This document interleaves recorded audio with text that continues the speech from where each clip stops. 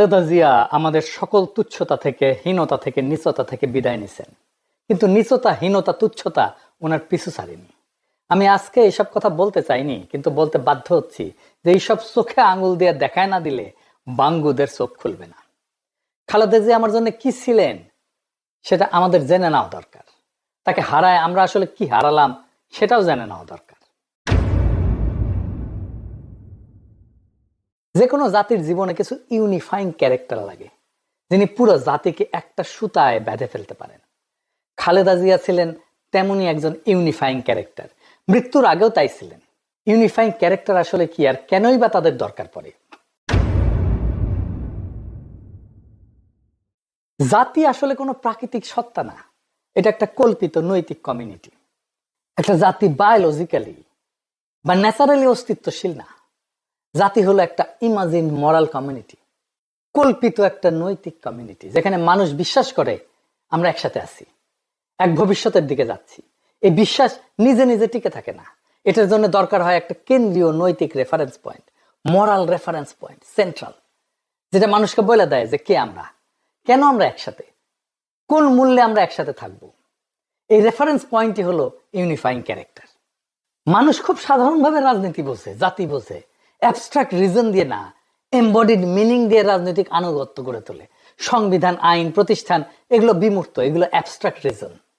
কিন্তু মানুষ আসলে প্রশ্ন করে এই রাষ্ট্রের মুখকে, এই জায়গায় ব্যক্তির আবির্ভাব অনিবার্য, এটারই বলে এমবডিড মিনিং। থমাস হবস খুব নির্মমভাবে বলছিলেন যে মানুষ কেওসের চাইতে অথরিটি পছন্দ করে, আর অথরিটি সবচেয়ে কার্যকর হয় যখন তা একটা দৃশ্যমান ব্যক্তির মধ্যে কেন্দ্রীভূত হয়। এই অথরিটিটা খালেদা জিয়ার মধ্যে কেন্দ্রীভূত হয়েছিল। তাই ইউনিফাইং ক্যারেক্টার হিসেবে ব্যক্তি আসলে মানুষের অস্তিত্বগত ভয় মোকাবেলার রাজনৈতিক উত্তর। কিং মানে বা রাজা এখন ইউরোপে আছে, এটাও রাষ্ট্রের প্রতীকী শরীর, এটিও unifying character, symbolic body of the state. দার্শনিকরা দেখাইছেন যে এই কিং এর আসলে দুইটা বডি, একটা ন্যাচারাল বডি মানুষ হিসেবে রাজা, আর একটা পলিটিক্যাল বডি রাষ্ট্রের প্রতীক। এই দ্বিতীয় শরীরটাই হচ্ছে আসল। মানুষ রাজাকে দেখে আইন হিসাবে, ইতিহাস হিসাবে, ভবিষ্যতের প্রতিশ্রুতি হিসাবে। তাই কিং ফিগার কেবল শাসক না, তিনি রাষ্ট্রের জীবন্ত রূপক, লিভিং মেটাফোর। এটাই তাকে ইউনিফাইং ক্যারেক্টার করে তোলে। আধুনিক রাষ্ট্রেও কিং ফাংশন কিন্তু টিকে থাকে এই ধরনের কিছু ক্যারেক্টারের মধ্যে দিয়ে, যেটা খালেদা জিয়ার মধ্যে ছিল। আধুনিক গণতন্ত্র তো মানুষকে বলে যে সবাই সমান, আইনে সর্বোচ্চ, কিন্তু বাস্তবে মানুষ অনুভব করে সিদ্ধান্ত জটিল, রাষ্ট্রকে বোঝা যায় না, ধরা যায় না। রাষ্ট্রের দায় বিভিন্ন জনের মধ্যে ছড়ায় থাকে, এমন ভাবে চিনতে পারে না কোনটা রাষ্ট্র, কে আসলে রাষ্ট্রকে রিপ্রেজেন্ট করে, এটার মরাল সেন্টার, নৈতিক কেন্দ্র কোনটা, এটা অস্পষ্ট। এই শূন্যতা পূরণ করে একজন ব্যক্তি, ইউনিফাইং ক্যারেক্টার। তাই অনেক দেশে যেমন সুপ্রিম লিডার বলা হয়, অনেক দেশে তো জাতির পিতা বলা হয়। আসলে এই সমস্ত ধারণা, সুপ্রিম লিডার, জাতির পিতা, কিং বা এমনকি প্রেসিডেন্টও, এরা আসলে একই কাজ করে, যে একটা মরাল শর্টকাট তৈরি করে, রাষ্ট্রের মরাল সেন্টার হয়ে ওঠে। আপনি দেখেন খালেদা জিয়া খুব বেশি কথা বলতেন না, কিন্তু এই বিপ্লবের পরেও বলছেন ফেব্রুয়ারিতে নির্বাচন হইলে ভালো হয়, খুব সামান্য কথা, দুইটা সেন্টেন্স, কেউ কোনো প্রশ্ন করে নাই। এটাই ইউনিফাইং ক্যারেক্টারের মরাল অথরিটি। আমাদের ইনস্টিটিউট দুর্বল, সামাজিক ভাঙন তীব্র, ইতিহাসের ক্ষত জীবিত এখনো। তাই বিমূর্ত আইন, নিয়ম, সংবিধান মানুষকে ধরে রাখতে পারবে না, পারে না। মানুষ চায় একজন থাকুক যাকে দেখা বলা যায় এটাই আমরা। হাদি বলছিল না, খালেদা জিয়াই বাংলাদেশ, খালেদা জিয়া হাসলে বাংলাদেশ আসে, খালেদা জিয়া কাঁদলে বাংলাদেশ কাঁদে। এটাই হইতেছে ইউনিফাইং ক্যারেক্টার। বেগম খালেদা জিয়া হচ্ছেন একটা প্যারালাল বাংলাদেশ। মানে বাংলাদেশ ভালো আছে কিনা এটা আপনি বেগম খালেদা জিয়ার দিকে তাকালে দেখবেন। বেগম খালেদা জিয়া যদি হাসে আপনি বুঝবেন বাংলাদেশ হাসে, তার চোখে পানি দেখলে দেখবেন যে বাংলাদেশ কাঁদে। বিপ্লবের পরে যুদ্ধ পরবর্তী সমাজে এই ধরনের ইউনিফাইং ফিগার প্রায় অনিবার্য। এটা কোনো আদর্শবাদ না, এটা মানব মনস্তত্ত্বের বাস্তবতা।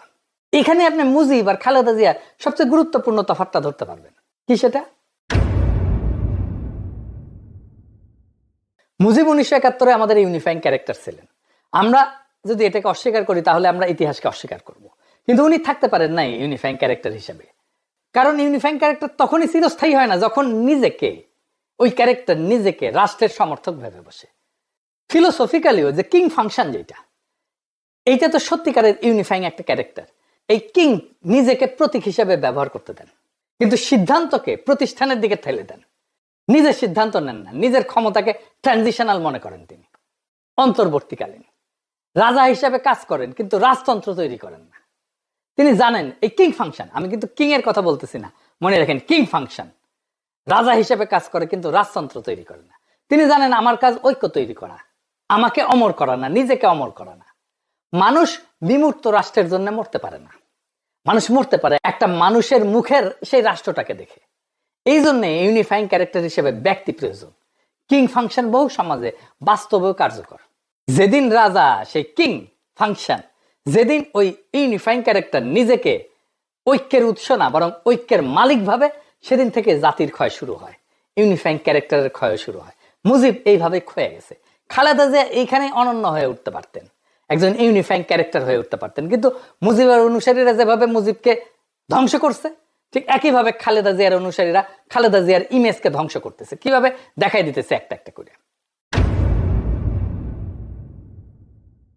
2024-এর 5ই আগস্টের পর বিএনপির সবসময় একটা খায়েশ ছিল খালেদা জিয়ার এই তুঙ্গস্পর্শী জনপ্রিয়তাকে ভোটের বাক্সের ভোটে রূপান্তরিত করবে। এখন কেউ প্রশ্ন তুলতেই পারে যে খালেদা জিয়া তো বিএনপির চেয়ারপারসন, তিনি রাজনৈতিক নেত্রী, উনাকে উনার দল নির্বাচনে যে তার কাছে ব্যবহার করবে না। জি না, দুইটা জিনিস একসাথে হয় না। ইউনিফাইং ক্যারেক্টার এবং দলের নেতা একই সাথে, একজনকে আপনি ইউনিফাইং ক্যারেক্টার আর দলের নেত্রীর রোল দিতে পারবেন না, এটা কাজ করবে না, ফাংশন করবে না, যে কোনো একটা ফেল করবে। ইউনিফাইং ক্যারেক্টারকে দলের ঊর্ধ্বে উঠতে হয়, সব দলের ঊর্ধ্বে। উনি উঠে গেছিলেন, জনগণই তাকে ওই জায়গায় নিয়ে গেছিলেন, কিন্তু দলও তাকে ওই জায়গায় রাখতে দেবে না। এই কাজটাই করতে হয় দলের লোকদেরকে, তাকে জনগণের কাছে সমর্পণ করতে হয়। কিন্তু খালেদা জিয়াকে তার নিজের দলের লোকেরা এবং তার দলের বাইরে এই সরকারের লোকেরা এমন ভাবে নিজের স্বার্থ সিদ্ধির জন্য ব্যবহার করছে, তা শুধু নিন্দাযোগ্যই না, খালেদা জিয়ার ঐতিহাসিক অবস্থানকে ক্রমাগত তারা ছোট করছে। আসেন একে একে দেখতেছি। প্রথম করলো সেই ওয়াকরুজ্জামান প্রভুপাদ, সে খালেদা জিয়ার বাসায় গিয়ে দেখা করলো, খাবার টাবার রেন্ডে নিয়ে গেছিল। কি দেখাইতে গেছে? হাসিনার আমলে ওনার কোনো দেখতে যাওয়ার খায়েশ হইল না, উনি কোনো রোল প্লে করলেন না। যেই হাসিনা পলাইছে, আপা পলাইছে, তখন উনি দেখতে গেছে। তো দেখাইতে গেছে যে আমরা আর্মি বিএনপির সাথে অ্যালাইন্ড, একসাথে বরাবর। আগামীতে বিএনপি তো আসিচ্ছে ক্ষমতায়, আমরা সিস্টেম করে ফেলেছি, আর্মি জেনারেল সিল করো, গুম খুন করিচ্ছ, বিন্দাস করো, কোনো সমস্যা হবে না। তারপর সশস্ত্র বাহিনী দিবসে আনা হইলো খালেদা জিয়াকে। ওনারা বিদায় দেওয়ার সময় ভিড় করে বারবার মুখ ঝুঁকে কথা বলিচ্ছে, দেখেন। তারপর স্যালুট দিয়ে আবার বোঝানো যে আমরা আছি একসাথে মিলে জুলে বিএনপির সাথে। ওনাকে আনার টাইমে, সশস্ত্র বাহিনী দিবসে আনার টাইমে ভয়ঙ্কর ভিড়ের মধ্যে আনা হয়েছে, দেখছেন। ইনফেকশন তো হয়েছে প্রোগ্রামে যাওয়ার পরেই। তারপরে উনি অসুস্থ হইলেন। ওয়াকার আর বিএনপির অ্যালাইনমেন্ট দেখানোর কাঠফাড়া দিতে হইল জাতিকে এইভাবে। আমি তখনই লিখছি যে যেভাবে ভিড়ের মধ্যে দিয়ে ওনাকে গাড়িতে তোলা হয়েছে তা মোটেই ঠিক হয়নি। ম্যাডাম যে গুরুতর অসুস্থ সেটাকেও বিবেচনায় রাখেনি। তার আশেপাশে ভিড় জমতে না দেওয়া এবং কথা বলার সময় অন্তত 1 মিটার দূরত্ব বজায় রাখা উচিত ছিল। এমনকি উনাকে যারা আনা নেয়া করছে বা কথা বলছে তাদের সবার তো নিজের মাস্ক পরা উচিত ছিল, ম্যাডামকেও মাস্ক পরে রাখা উচিত ছিল। দেখা গেছে ম্যাডামের মাস্ক সেখানে নিচে নামায় রাখছে। ম্যাডামের মেডিকেল টিমের উচিতই হয়নি কোনোভাবে এই অনুষ্ঠানে যাওয়ার অনুমতি দেওয়া, আর দিলেও সংক্রমণ প্রতিরোধের ন্যূনতম, ইনফেকশন প্রতিরোধের ন্যূনতম ব্যবস্থা নেওয়া হয়নি। আবার দেখেন তারেক রহমানের প্রত্যাবর্তনে ওয়াকারের নজিরবিহীন সেনা নিরাপত্তা দিয়ে ওই একই জিনিস প্রমাণ করতে চাইলো আমরা একসাথে অ্যালাইন্ড। মিলে এবার ওয়াকারের সিগন্যাল গুলো মিলে বারবার করে একই সিগন্যাল দিতেছে। তারপরে দেখেন বিএনপি নিজে কিভাবে খালেদা জিয়ার ইমেজ নষ্ট করছে।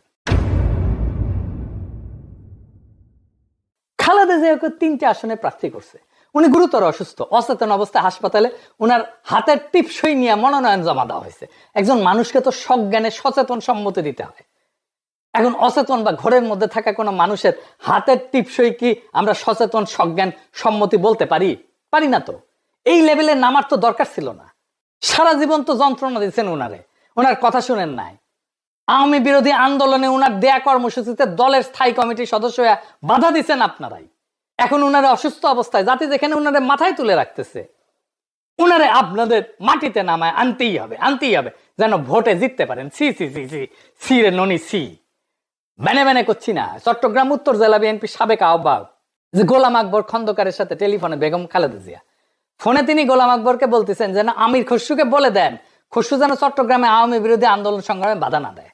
আন্দোলন করছিল বর্তমানে চট্টগ্রামের মেয়র ডাক্তার শাহাদাত হোসেন। খসরু এই সমস্ত কাজে বাধা দিচ্ছিল ডাক্তার শাহাদাতকে। 11 বছর আগের টেলিফোন আলাপ। ফোন আলাপে খালেদা জিয়া আমির খসরুকে বহিষ্কারের হুমকিও দিছিলেন। শুনেন। হ্যাঁ বলছেন। জি আসসালামু আলাইকুম ম্যাডাম। জান কোথায় আপনি? আমি চিরঙ্গে। আচ্ছা শোনেন, জি আমি সাদাতকে বলেছি জি একটা কাজের দায়িত্ব দিয়েছি, খসরু যেন কোনোভাবে কোনো কাজে বাধা না দেয়। খসরুকে মেসেজ দেন। আমি আমি ম্যাডাম ভাইয়ের সাথে তো কথা হয়েছে, আমি আপনার আশা আর দরকার নেই আমি কোনো কথা, আপনি বেশি কথা বলতে জানেন না, এত কথার কোনো দরকার নেই। আমি আপনাকে যা বলছি সেটা বলেন, আপনি কোনো কথা বলবেন না, বুঝছেন কিনা? ওকে ঠিক আছে ম্যাডাম, এটা তো অবশ্যই। বলে দেন যে কোনো কাজে বাধা দেবে না, কোনো কাজে যদি বাধা দেয় তাহলে ইমিডিয়েটলি আমি তাকে রিমুভ করবো সেখান থেকে, বুঝছেন কিনা? ঠিক আছে ম্যাডাম, আমি করতেছি, অলরেডি আমি অর্গানাইজ করতেছি। বুঝছি, কিন্তু সে বাধা দিচ্ছে। আপনি যেটা বললাম সেটা বলেন, আপনাকে এত লম্বা কথা আমি শুনতে চাই না। শুনেছেন? এই আমির খসরুকে ছাড়া বিএনপি চলেই না। ফাইনালি আকামটা করছে প্রফেসর ইউনূস। কি সেটা? মির্জা ফখরুলরা ক্যাবিনেট মিটিং এ ডাকছে খালেদা জিয়ার অন্ত্যেষ্টিক্রিয়া কিভাবে হবে সেই সিদ্ধান্ত নিতে। প্রফেসর ইউনূসের সরকার যে একটা গর্ধব টাইপের সরকার, আর ভিতরে যে ধান্দাবাজ লোভীরা আছে সেটা যাই নাই। আমি ওনার মৃত্যু সংবাদ জানার সাথে সাথে লিখছিলাম এই যে এটা। আমি বলছিলাম যে জরুরি জাতীয় সভা আহ্বান করে প্রফেসর ইউনূস সকল রাজনৈতিক দলকে নিয়ে সর্বসম্মতভাবে বেগম জিয়ার শেষকৃত্য সংক্রান্ত সিদ্ধান্ত গ্রহণ করা উচিত, যেন ওনাকে জাতি যথাযথ সম্মান এবং শ্রদ্ধায় বিদায় জানাতে পারে। তিনি যেন আমাদের স্মৃতিতে এবং স্মরণে সদা জাগরুক থাকেন। ওনার মহাজীবনার কর্ম থেকে আমরা যেন পরবর্তী প্রজন্ম যেন প্রেরণা পাইতে পারি। ওনার সর্বদলীয় মিটিং করবেন, সেটা করলেন না। খালেদা জিয়া তো সবার, হয়তো বিএনপির নেত্রী না শুধু, উনি সর্বদলীয় করবেন না। তাইলে তো বিএনপি আর ভোটের পয়েন্ট তুলতে পারবে না, খালেদা জিয়ার মৃত্যু থেকে। তাই ভোটের পয়েন্ট তোলার জন্য ক্যাবিনেটে মির্জা ফখরুলকে বসাইতেই হবে। কারো মাথায় এটা আসে নাই যে কাজটা বিধি বিরুদ্ধ, এটা করাই যায় না। সবার তো ধান্দা আছে। প্রফেসর ইউনূসের ধান্দা হইতেছে তারেক রহমান প্রেসিডেন্ট বানাবে, তারে কাউরে মন্ত্রী বানাবে, কাউকে উপদেষ্টা বানাবে। কতজনের কত স্বপ্ন, এই এত বেশি স্বপ্ন দেখতে দেখতে বুড়া বয়সে এই কাজ করে ফেলেছে। ইন্টারিমের গাছেরটা খাইছে এরা, এরপরে বিএনপির স্বপ্নের সরকারের তলাকটা কুড়াইতে হবে ওনাদেরকে। ছি, আমরা একটা জাতির ঐক্যের মুখ কল্পনা করছিলাম খালেদা জিয়ার মধ্যে। 2024-এর 5ই আগস্ট আমরা আমাদের সেই স্বপ্নকে বন্দিশালা ভেঙ্গা, সেই মুখকে, সেই দৃষ্টিকে, সেই কায়াকে, সেই শরীরকে মুক্ত করে আকাশের নিচে আনছিলাম। কিন্তু খোদা তাআলা যে আমানত আমাদেরকে দিছিলেন, আমানত আমরা রক্ষা করতে ব্যর্থ হয়েছি। কিছু মানুষের লোভে, তার দলের ধান্দায়